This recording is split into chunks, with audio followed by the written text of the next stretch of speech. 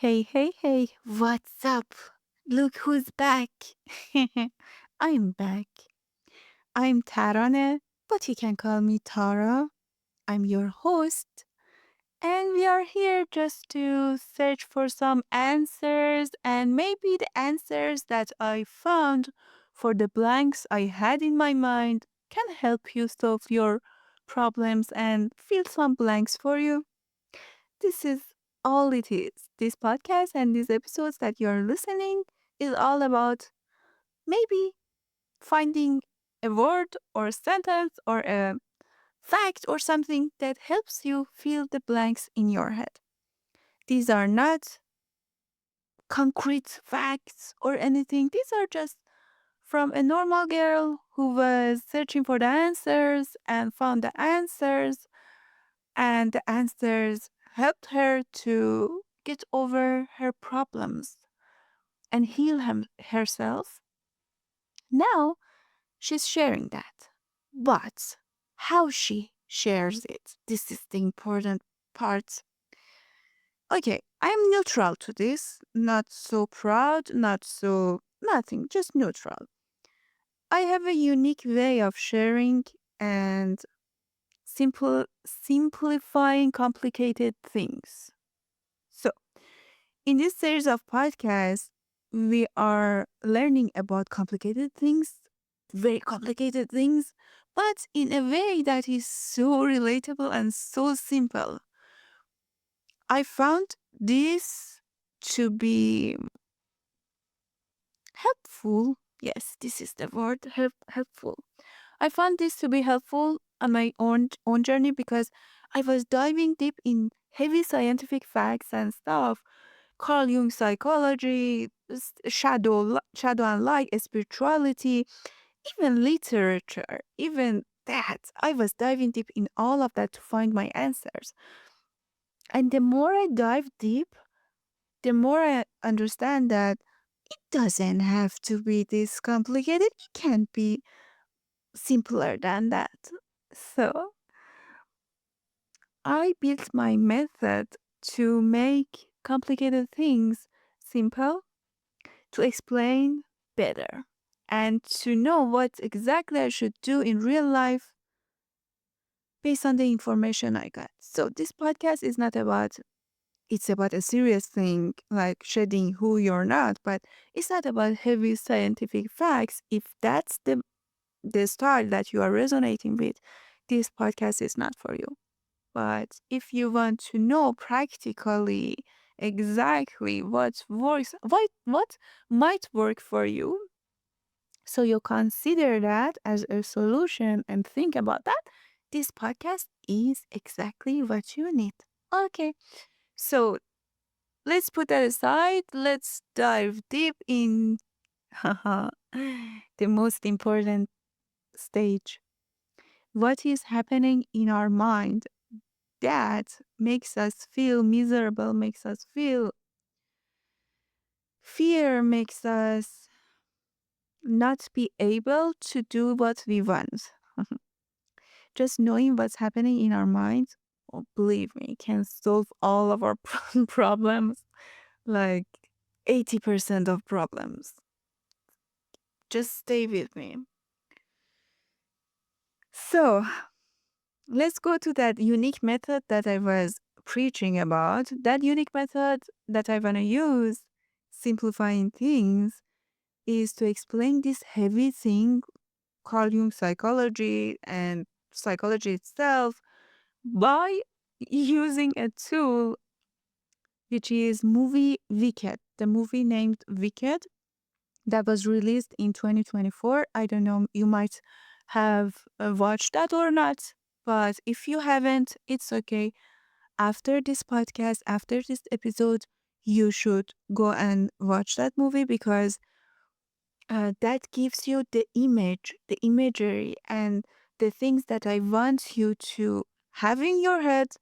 And with that images, with that characters, know exactly in real life what is happening in your mind at the moment you are struggling or at the moment you are facing a fear or problem or anything. So, the movie Wicked. In this movie, we have two main characters, Galinda and Alphaba. One of them is our ego, and one of them is our true self, Alphaba. Alphaba in the movie is green, and nobody confirms he confirms her or like her. Nobody accepts her, but she has so much power in her, and she has so much uniqueness that is not me. That is not, yes, for sure it's not. I wanted to say that might not, but that is not acceptable by social terms, social shoulds and shouldn'ts. And she doesn't care. She's herself. She's green all over the place and she's enjoying being herself. But the opposite character is Galinda, which represents our ego. Galinda tries so hard. In the movie, you can witness that. Tries so hard to be beautiful, to dress well, to get cheers from people in the university, from the professors. Like everyone say, "Oh, Galinda is the best," and blah and blah. And there's a moment in the movie we see that Galinda changes even her name to Glinda because she wants to get applause. She wants to get the attention of the crowd by changing her name. Your name is your identity. Yes? Your name is what you define yourself by that. At the beginning of the movie, we see that Galinda is so restrict about her name. She corrects someone who mispronunciate her name even, but at a moment when she wants to get the applause, get the attention from the crowd, she instantly changes her name. So this is ego. Ego always try to satisfy the crowd, get the attention of the crowd, get the attention of the parents, of society, of professors, and this is what ego is about. We all know that. Yes. Now we know if we didn't know. But Alphaba, which is the counterpart of Glinda, let's call her Glinda because she changed her name to Glinda. The counterpart of Glinda is uniquely herself no matter what. And she fights for her freedom to be herself. And in any stage of the movie, we cannot see that Glinda, excuse me, Alphaba changes how she thinks, what she believes, or anything that is a core identity for her to fit the crowd expectation of her. So, put that aside, these are the two characters that we have inside us, and in this movie, you can watch them exactly in different situations, how they react based on the things that I told you. Another character is the Wizard of Oz. Huh. The Wizard of Oz, oh my god. He is manipulative and he is in the headquarters, like in the governmental position, like in power, leads everything. The Wizard of Oz represents our mind defense mechanism. It was designed for survival, for exactly survival no matter what. So he uses his power just to survive, just to be more in power. And for that, he uses ego. So, ego, which we witness in the movie, is a tool for defense mechanism to stay in power. There is a scene when you watch the movie, I want you to pay attention. There is a scene when Glinda and Alphaba enter the Wizard of Oz castle. In the scene behind them, you notice some plants and some pots. The flower of the flower that is in the vase. I'm sorry, not excuse me, not pot, vase. The flower in the vase is pink and the vase is green. Pink represents in whole movie the color of Glinda, ego, and green represents the color of Alphaba. The message of this scene for me was this: the healthy way of setting these characters in our minds is simply as this: the base, the the foundation is our shadow, the shadow self, which our uniqueness, which our power is in it. And the outside is the ego. So ego represents exactly our shadow, our true self, our uniqueness, our power. And these two work together in a healthy way so that we can say we have a healthy mind.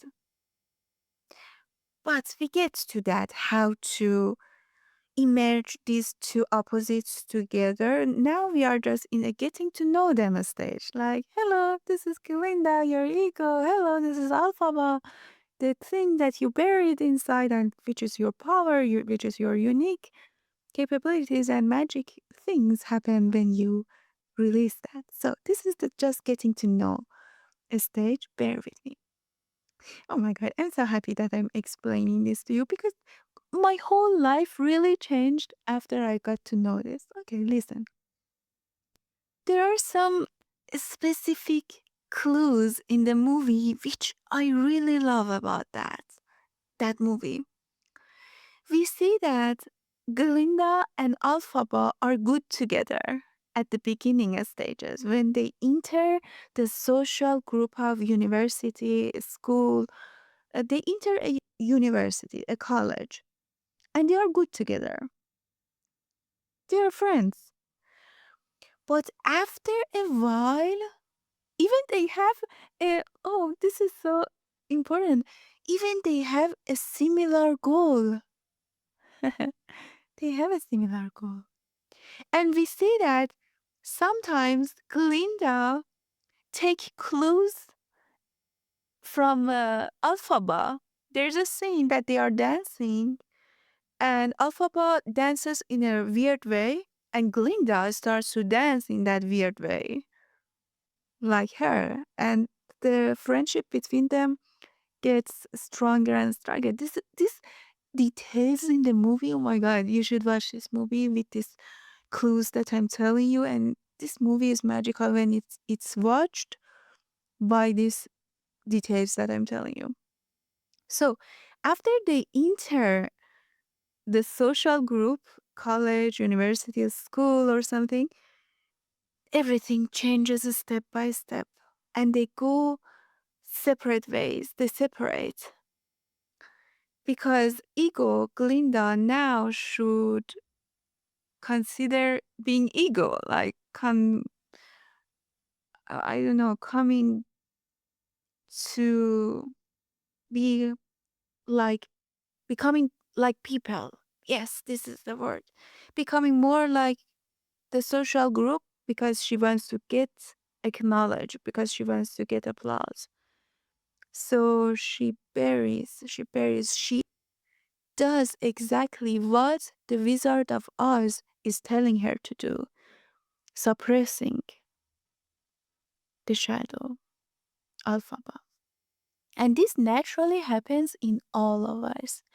In the ages, exactly in the ages that the movie is showing us, around 18, 19, 20, this range of stuff starts step by step. This bearing the shadow happens. Now the excitement begins. We don't have only these three main characters that we're gonna talk about. We have animals in the movie, the talking animals, which at the beginning of the movie they are professors and they are teaching us stuff. They are voice animals. So animal represents instinct, raw instinct, wild instinct. And we see in the movie they are not wild. They are civil animals. They're professors. They're wise. They're teaching us stuff in the university.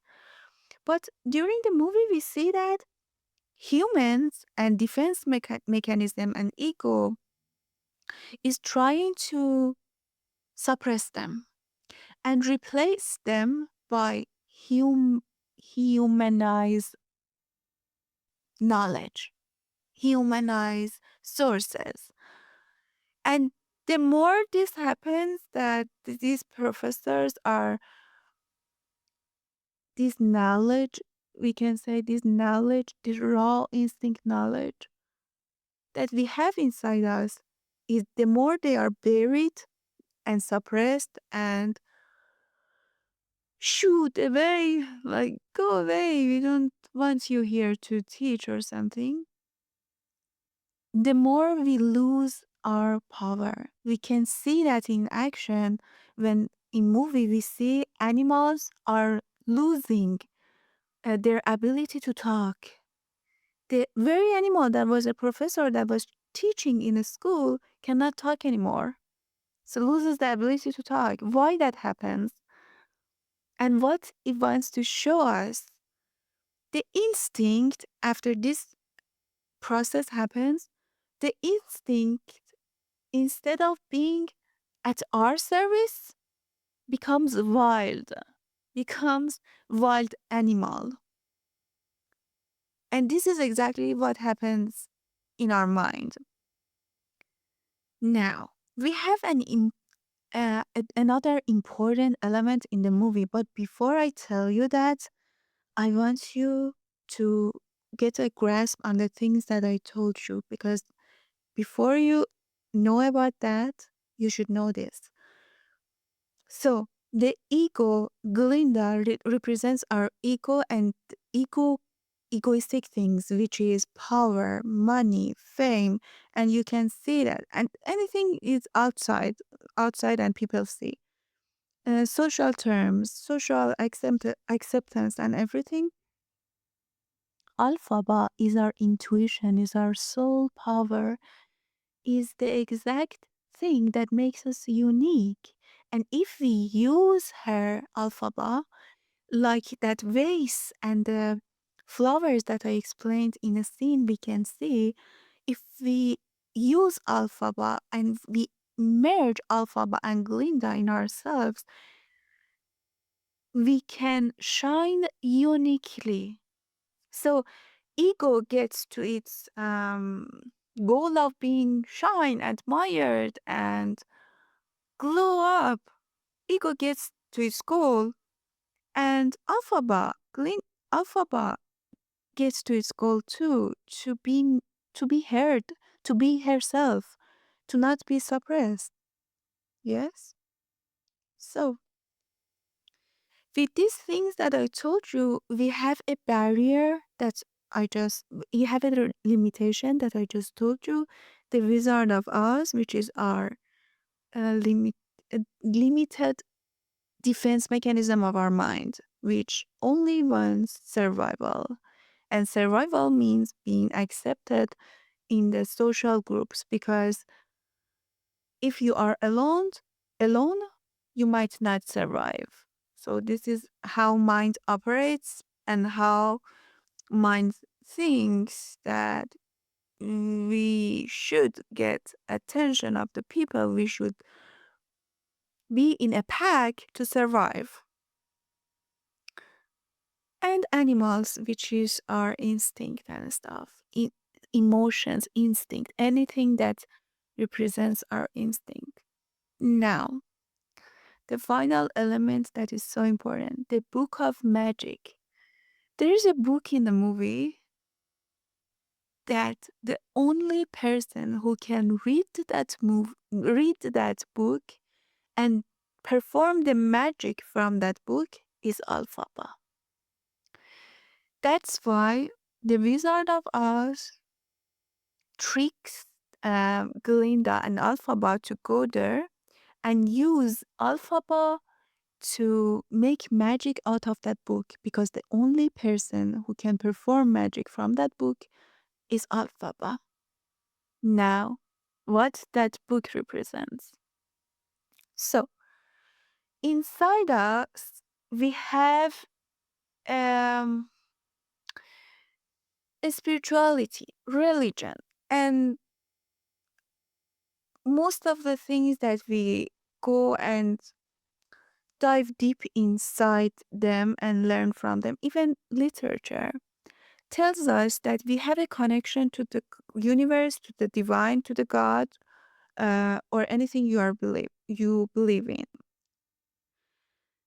The core belief is that we have the magic of universe, magic of God, magic of spirit, magic of divine in ourselves.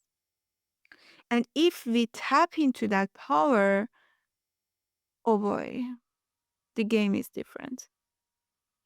So that book represents that spirit knowledge and spirit magical things that if we tap into that, we have a lot of things, a lot of tools, a lot of magic to help us in life.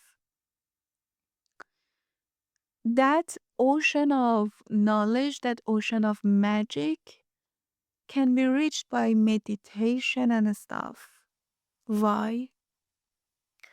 Because when you are in meditative state, the Wizard of Oz is not operating. Your defense mechanism is not operating. So it is mm, available, or it is possible. Yes, this is the word.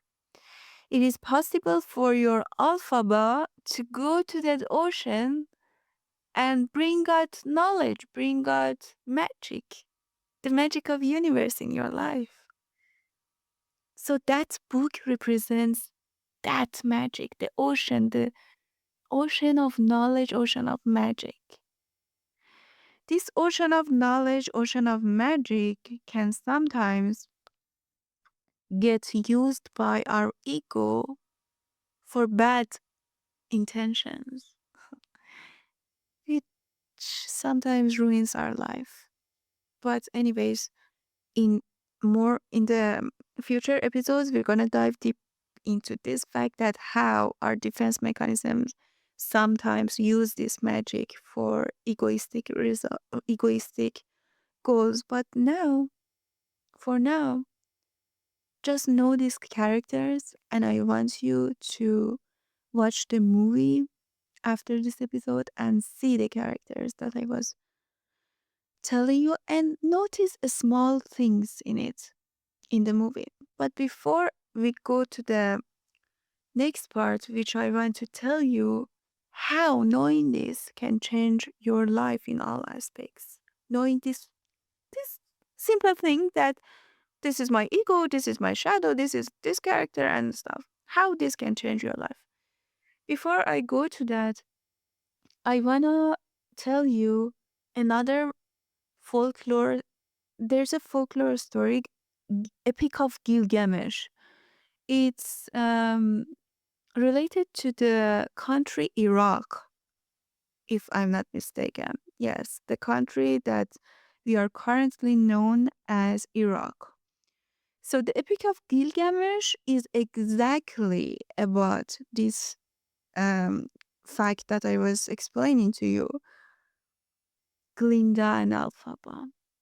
So Gilgamesh in this folklore story represents ego, and Enkidu represents our alphaba, like intuitive soul, raw power, true self that makes us unique, which everything like the instincts that I told you about, animal instincts and the things that we need to be civil and live our life in the best way possible are related to the emergence of these two characters in us. In this folklore story, when you search about that, you can for sure in 4K see this is happening. These two counterparts are fighting with each other, then they get a magical friendship with each other, and the meaning of life changes for them. So, after watching Wicked movie, I suggest you to search about Gilgamesh, the Epic of Gilgamesh, and know about that. But now, the real life, hmm, the real life. How does these things that you know now can help you in your real life? We do certain things that we don't know why we do. Yes? Most of my clients were talking with me about the things that they know it's wrong, but they cannot help themselves. For example, because I'm a business coach, my examples are around business. So, for example, they were spending so much money on Instagram ads because they wanted to show that, oh my god, my reels, my posts are getting a lot of views and blah, but they knew the right way of spending money on ads is to promote the exact thing that gets you more clients, more income. So if you are spending money, even $1, for the thing that is not getting you back, it's just a real random reel that doesn't get you anything. It's not nothing. So if you are spending money on that, you're wasting that money. But they were willing to spend that money because they wanted to look, listen, they wanted to look successful. What do you see in this behavior? In this behavior, you see Glinda. Glinda wanted to look successful, look beautiful, look this, look that, get attention. Like, I'm successful. But they were suffering financially. When you watch their social media, their Instagram mostly, because Instagram has this um culture of being more Glinda, being more egoistic. Anyways, when you were seeing their Instagram page, you didn't believe they are suffering. And people, their family and people in their community group were thinking, oh my God, they are just, the money is raining on them. But the truth was, they were hiding behind a shadow of making themselves look successful, look rich, look, I'm good. I'm on top of my business. I know what I'm doing and stuff. But deep inside, they were spending and spending and spending just to keep that face up, just to keep the show running. So, when you know this, that I explained to you, when that urge of spending money for egoistic results, for keeping the show running for your for the Wizard of Oz and Glinda in your head happens, you can choose to not go with that behavior. This was an important thing that I told you. You can choose. Why I said this word?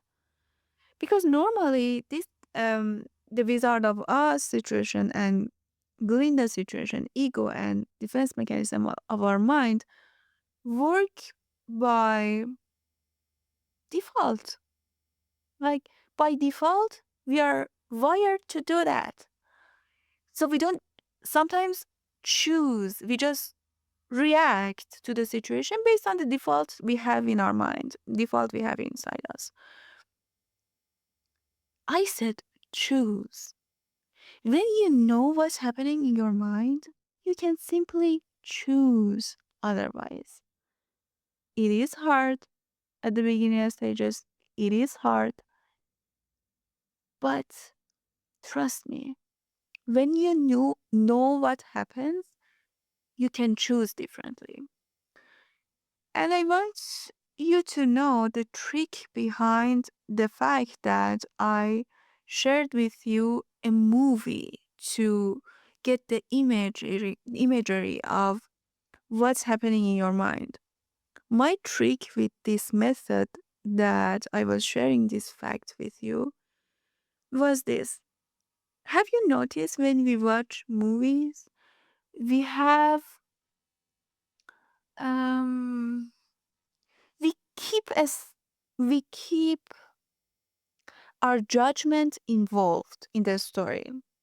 For example, we become a fan of a character. Like we see that this is unfair to Alphaba, and we judge Glinda and we say, "Oh my God, the Wizard of Oz is so evil, and why he's doing this and stuff." So when we watch a movie, we become a fan of the character that is the good character. Yes? So, with this trick that I did in this episode, sharing this complicated thing with you with a movie, and when you're going to watch that movie, this magic is going to unfold.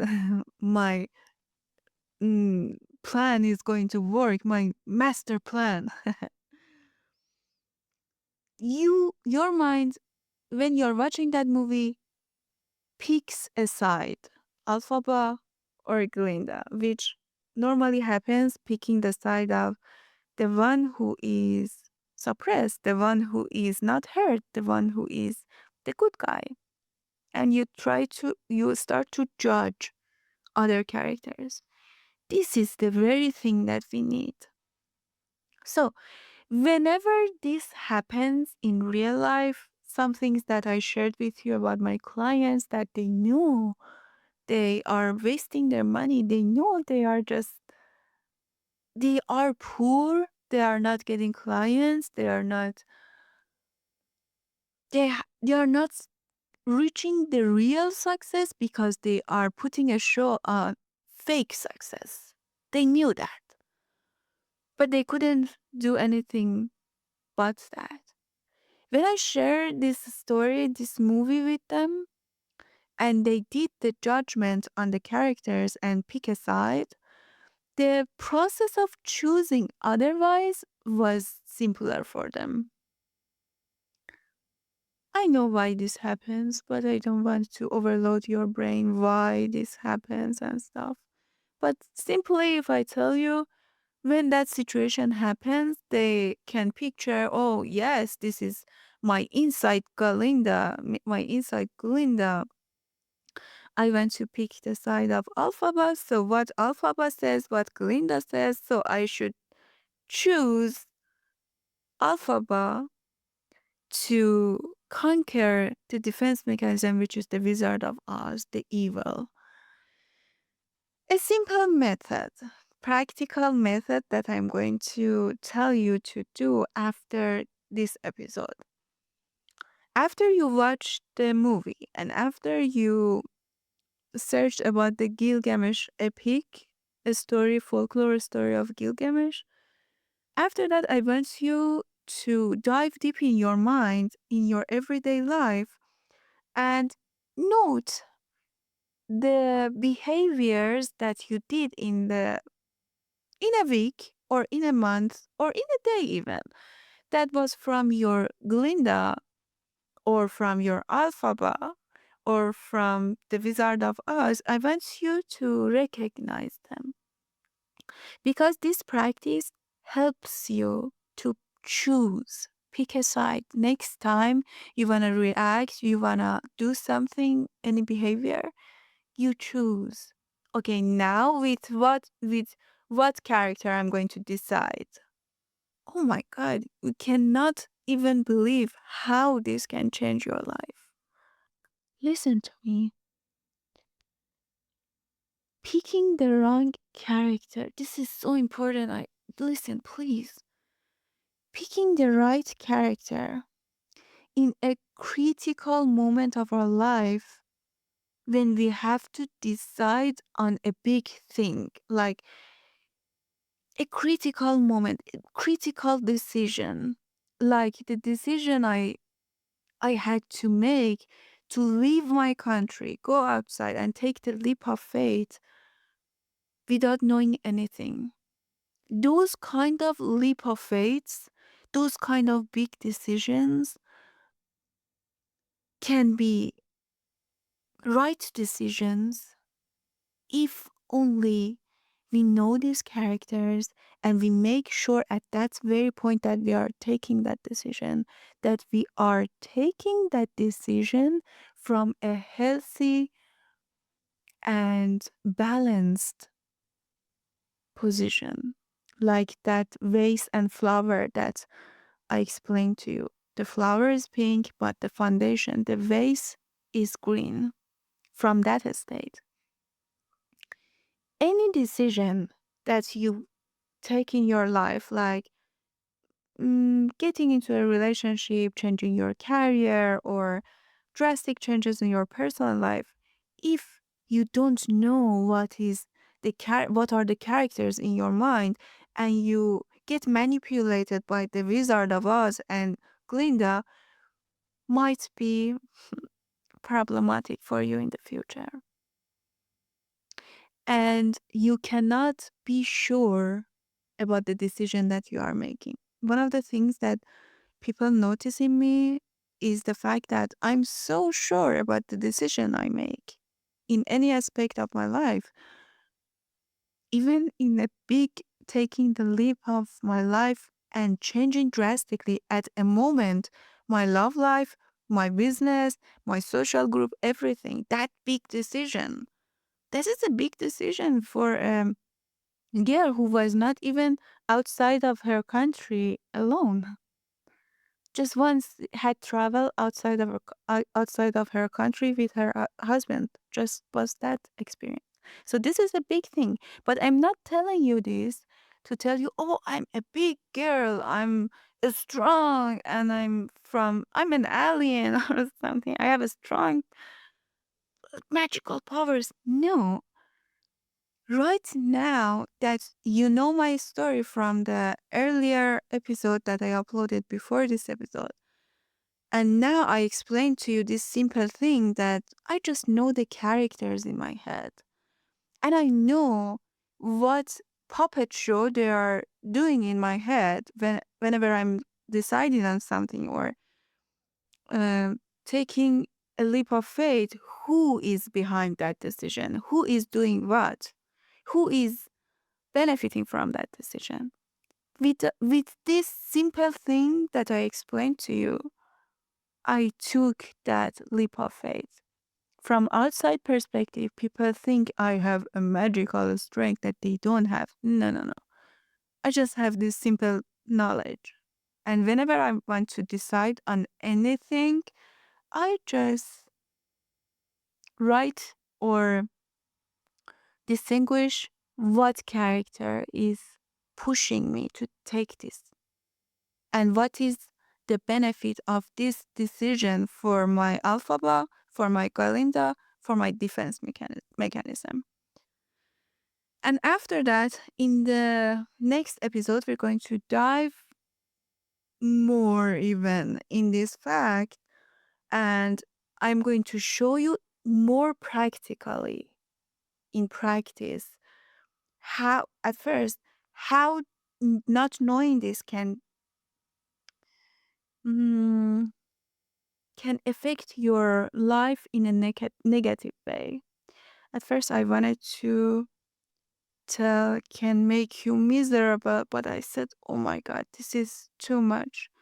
But I don't know, maybe that was the right word to pick, because before I know this stuff, my life was miserable, and miserable in the mean that I had problems, so much problems, but I didn't know the root cause of them, and I didn't know what should I do to solve them.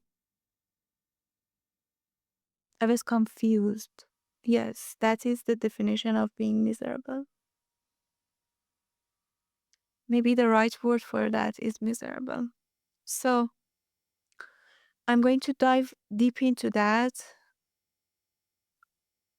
not knowing this simple thing, how can it change your life in a negative way, making you miserable, and more practical ways that can help you in practice when you are taking decisions, important decisions for your career, business, love life, or personal life, or anything can help you. More tools, more practice. All of them as simple as this. Come on, this is Tara. I make everything simple for you. That's it. Thank you for listening to this episode. I will be with you in next episode. So go now. Go watch the movie. Come on, get up. Go watch the movie. Go listen to the folklore story of Gilgamesh or read about it. And I love you. You know that, yes? I love you. I love you all. And I'm going to talk with you in next episode. Let me tell you something. I'm so happy that I'm recording this podcast. Just, I wanted you to know. I'm doing that because it serves my alphaba. I'm happy when I record podcast or do content creation. Okay, too much information. Go now. Bye bye.